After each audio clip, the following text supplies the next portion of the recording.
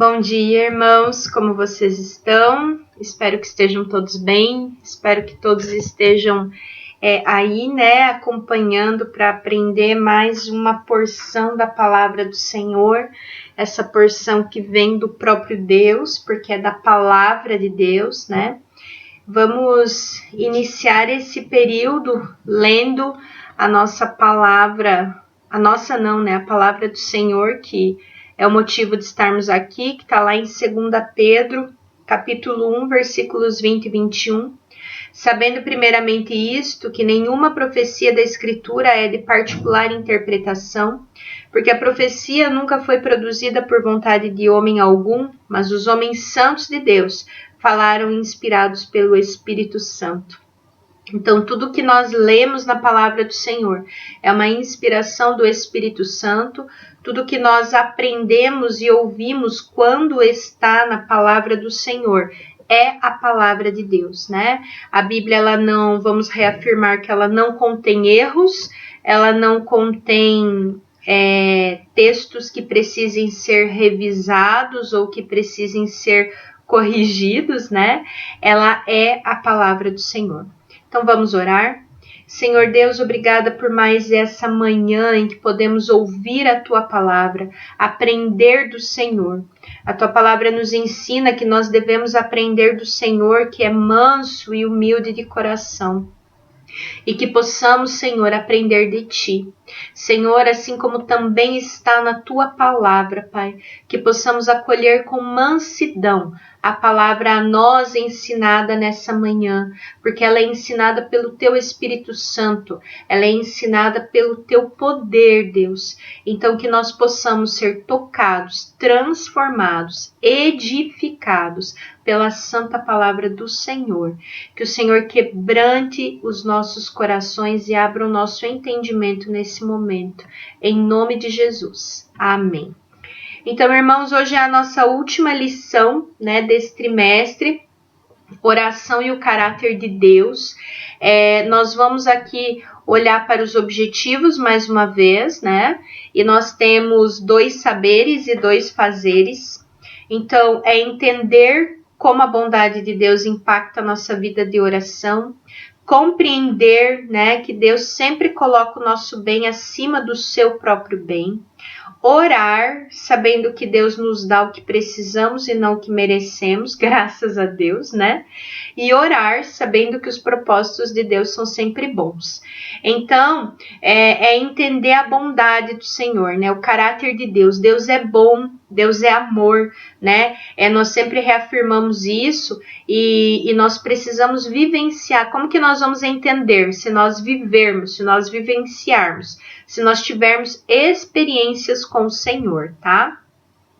Então, o nosso texto áureo, como está aí na projeção para vocês, ele é Romanos 8:32. E aqui nós vemos que Paulo, ele está dizendo, né, para os romanos que Deus não poupou o seu filho. E por que Deus não poupou o seu filho? Não poupou o seu filho por amor a nós, né? Ele não poupou Jesus da cruz porque ele nos amou, porque era necessário aquele sacrifício, era necessária que a redenção fosse consumada para que nós pudéssemos nos aproximar do Senhor. Então, ele não poupou o seu próprio filho, pelo contrário, o entregou por todos nós, como não nos dará também com ele todas as coisas, né? Então, Paulo aqui está demonstrando, se Deus foi bom o suficiente, né, para não poupar Jesus e para nos entregar a salvação e a redenção, como que as outras coisas ele não vai ouvir, né, que nós estamos orando e colocando diante dele, certo? Mas para isso nós precisamos viver, né? E aí eu convido os irmãos a abrirem as suas Bíblias em 1 Samuel 12:24. Hoje nós teremos vários textos, né, para revisar, como sempre, e é muito importante que vocês leiam a palavra e estudem e meditem nos textos, né? E ali em 1 Samuel 12:24, o que nós temos escrito?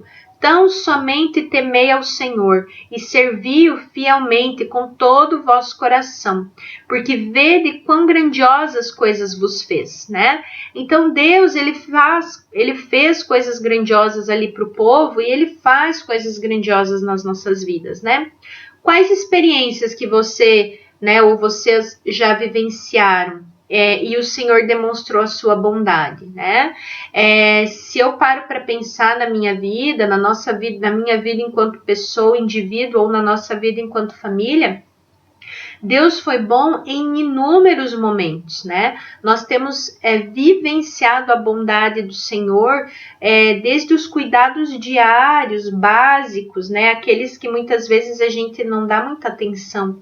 Mas o Senhor tem sido bom em nos manter saudáveis, em nos manter, né, com alimento na nossa mesa, em nos manter tendo água, né? Perceba, nós temos água encanada, sabonete para tomar banho, né? Parecem coisas tão triviais, mas o Senhor é bom por permitir que esses pequenos cuidados, eles sejam constantes e eles sejam vivenciados por nós, né?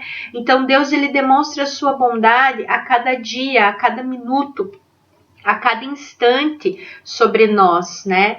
E quais experiências, quais vivências que vocês têm experimentado, né? Porque nós só podemos afirmar que Deus é bom quando nós vivenciamos a bondade do Senhor. E como que a bondade dele impacta a nossa vida de oração? Né? Então, na nossa vida, muitas vezes a gente para refletir, Deus é bom, né, e tal. Mas assim, como que isso impacta a nossa oração, né? Impactar é trazer um choque, é trazer trazer uma perspectiva diferente. Isso me impacta, né? Então, eu percebi algo, eu me liguei de algo, né? E aí, como que a oração impacta?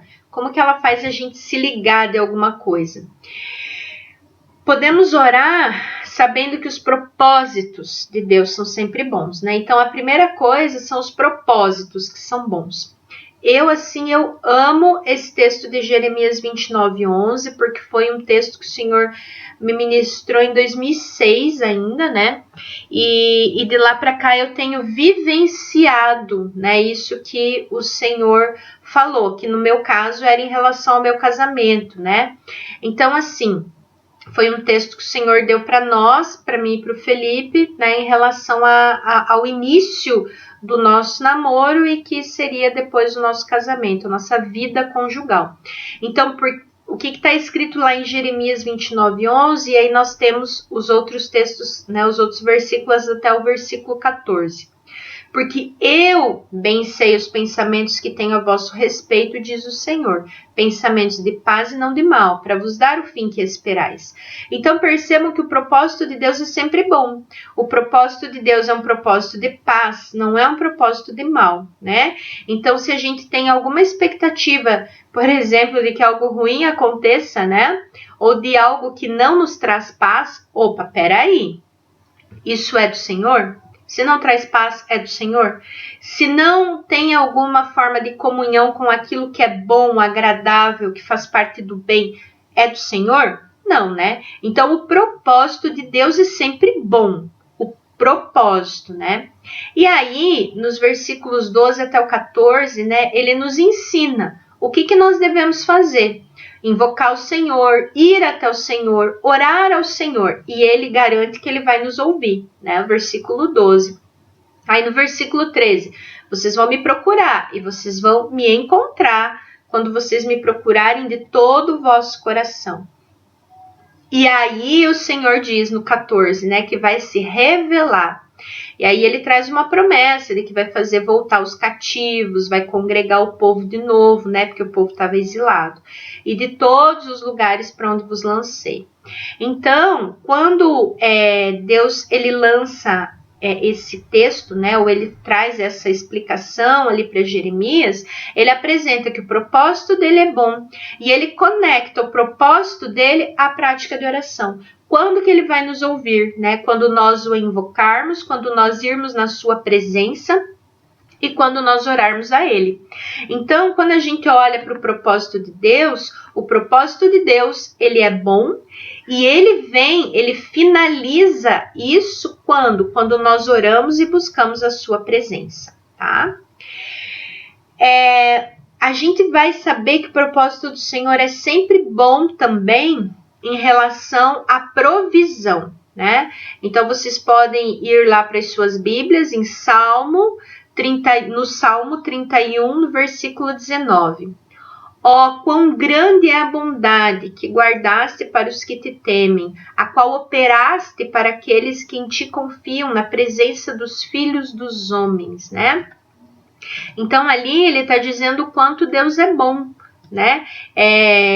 A bondade que ele guardou para aqueles que o temem, para ele operar para aqueles que confiam, né? Então, nós tememos a Deus, nós confiamos em Deus e nós experimentamos do quê? Da bondade do Senhor.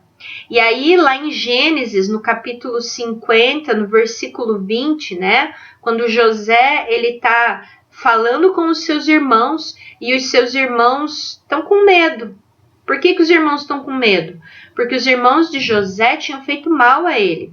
Os irmãos de José tinham separado ele do pai, tinham vendido ele como escravo. José tinha passado uma vida sem a sua família, né? Sem a sua família de origem, por causa da maldade, do orgulho, da inveja, do ciúme dos seus irmãos. José, ele ficou distante, né, da sua família.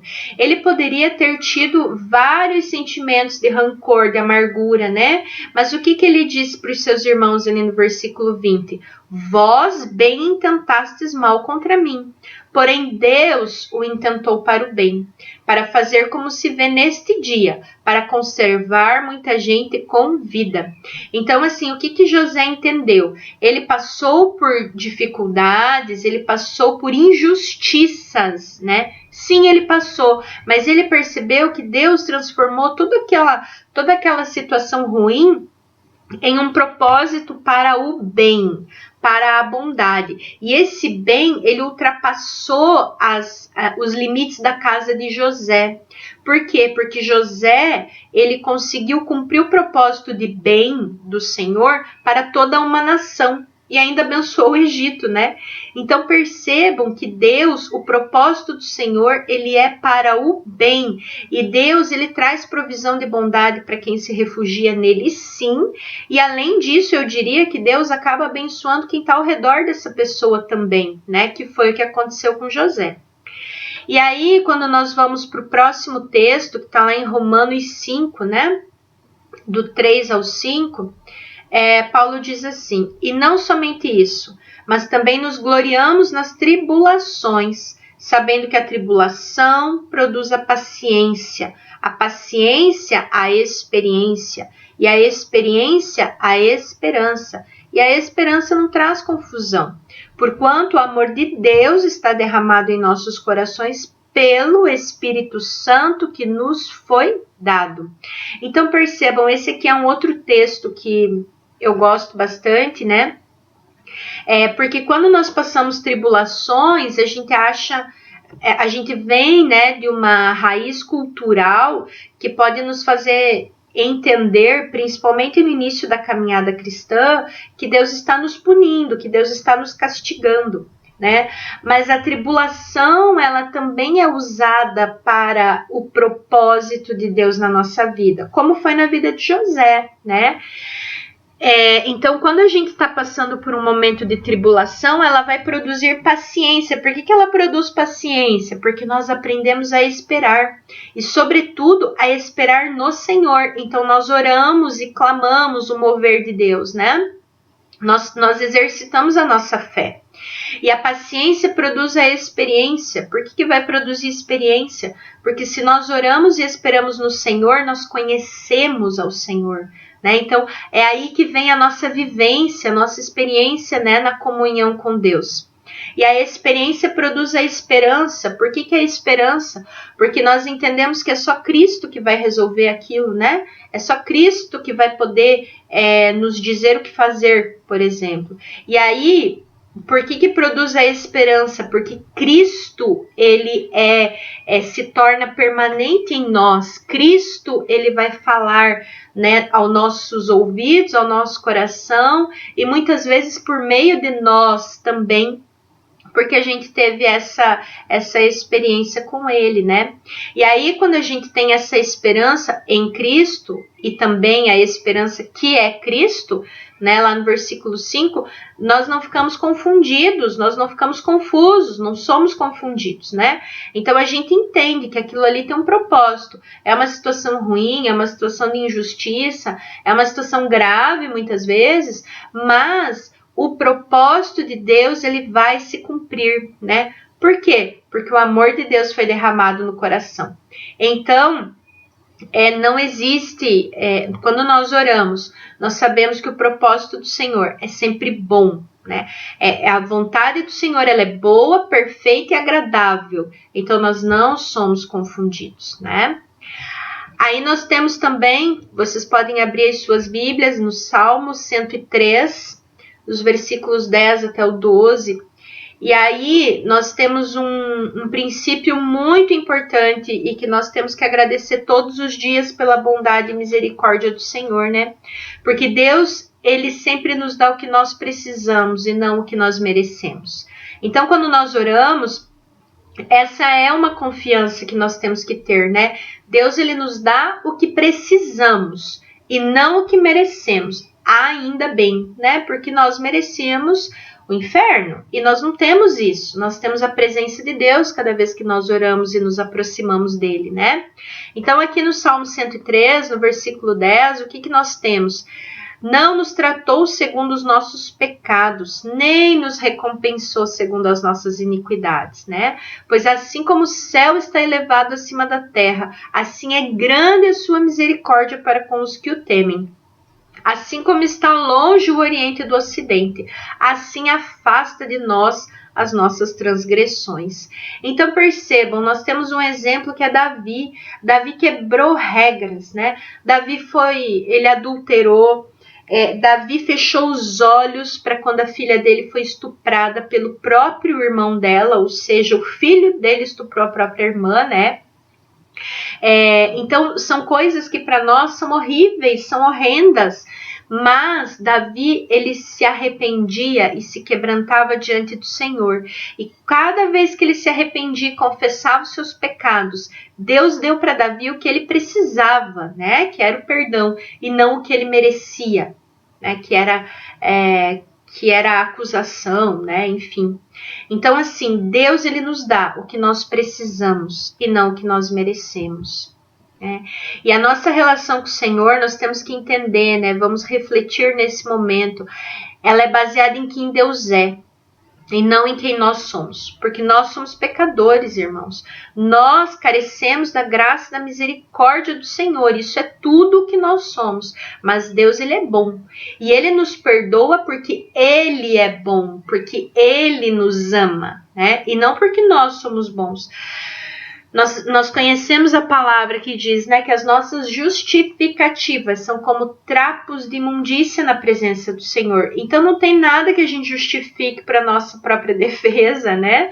Ou para justificar algo que a gente queira diante de Deus. Mas porque Deus é bom, misericordioso, amoroso, bondoso, aí ele nos dá aquilo que a gente precisa e não o que nós merecemos.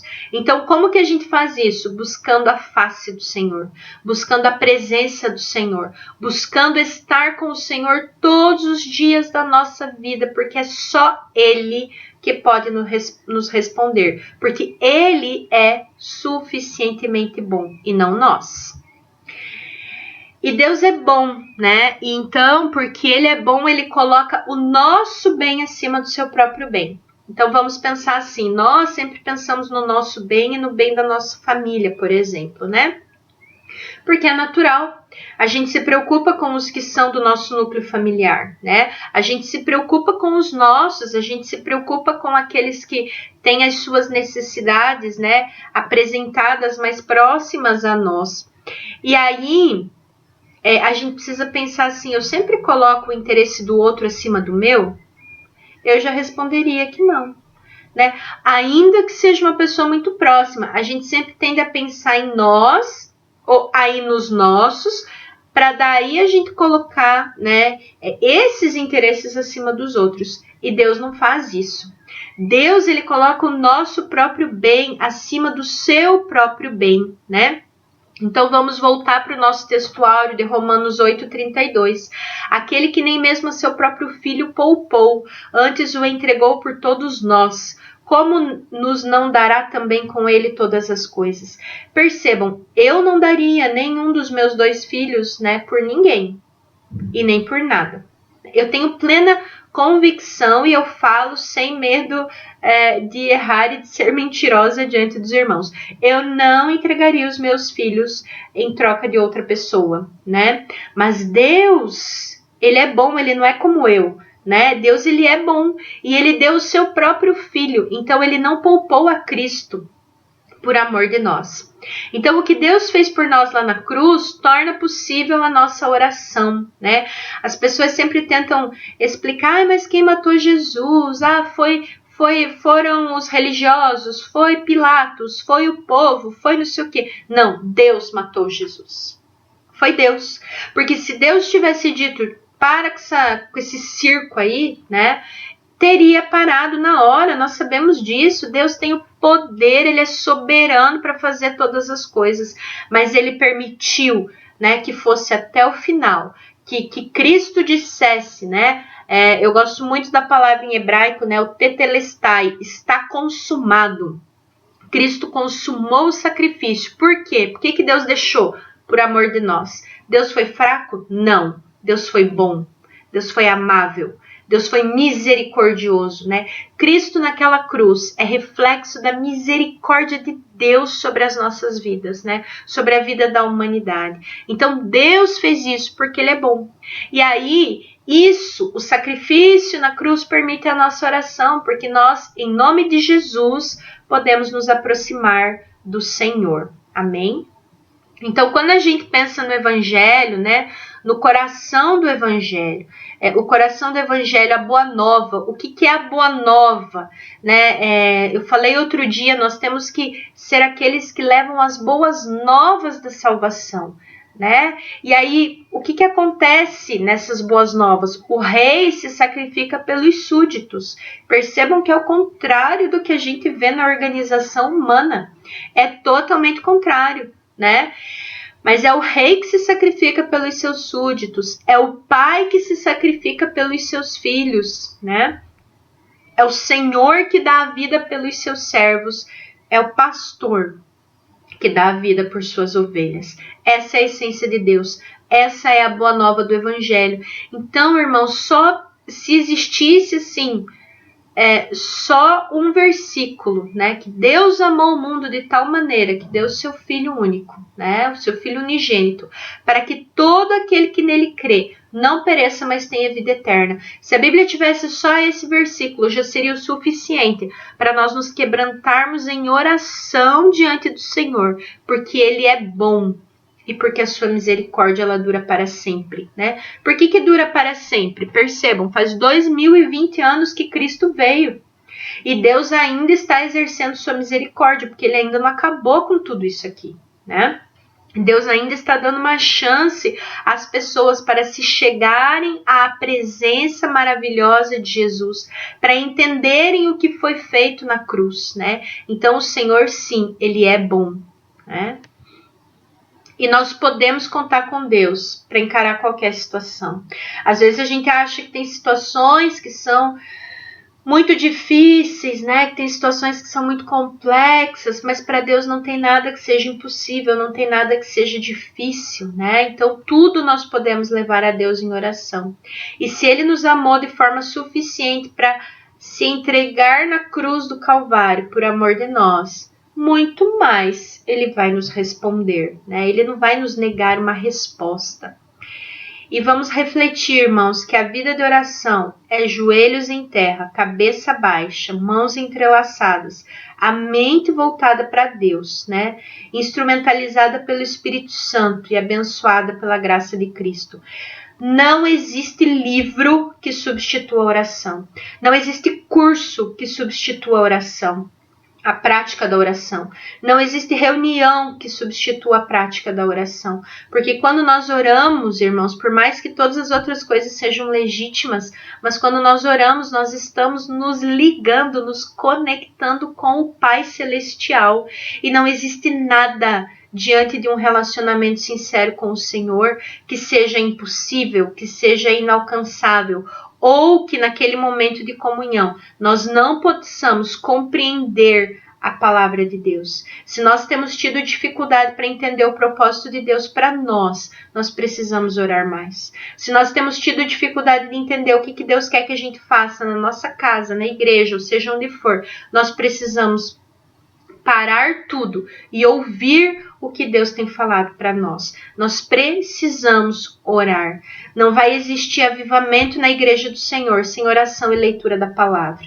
Não vai existir transformação de vidas, transformação de lares sem a oração e leitura da palavra. Isso não existe, né? Então, a nossa cultura de reino, a nossa cultura cristã, ela tem que estar voltada para a oração e para a leitura da palavra do Senhor. De outra forma, não existe como se aproximar de Deus ou como ser parecido com Jesus. Amém? Irmãos, aqui no Mostrar Mais do YouTube, tá? Aqui dessa aula, vão ficar alguns links, né, para os vídeos sobre a oração. É muito importante, eu sei que, né, às vezes não dá tempo de ver tudo no mesmo momento, mas são só indicações para vocês serem edificados, para vocês pararem para refletir também sobre a vida de oração, tá?